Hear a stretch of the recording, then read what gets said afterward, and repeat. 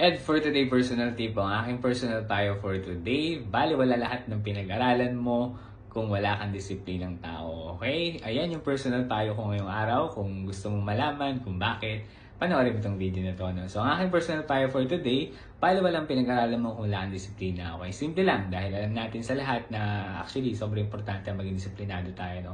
Aminin ko, hindi ako ganun ka-disiplinado. May mga bagay na nagkakamali tayo pero at least alam ko kung saan ako nagkakamali at ginagawa natin yung tama. No? Kumbaga, wala naman talaga kasi yan sa kung anong tinapos mo, no? Nasa iyo mismo yan bilang isang tao. Kapag nasa labas ka ng bahay mo, nasa labas ka ng school, o kung nasaan ka man, kung paano mo dinadala yung sarili mo.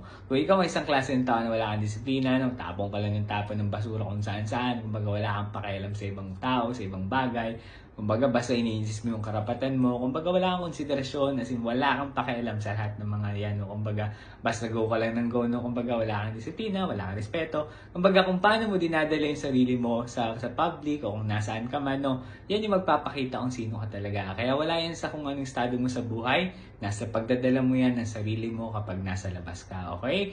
Yan lang yung personal payo ko para sa araw na to, at kung nagustuhan mo yung payo na to, baka pwedeng pakilagay share, supportahan mo ako sa pamamagitan ng pag-like and follow na FB page ko na Ed for Today. Pwede mo rin pala akong i-follow sa TikTok at pwede ka rin mag-subscribe sa YouTube account ko na Ed for Today. Maraming salamat!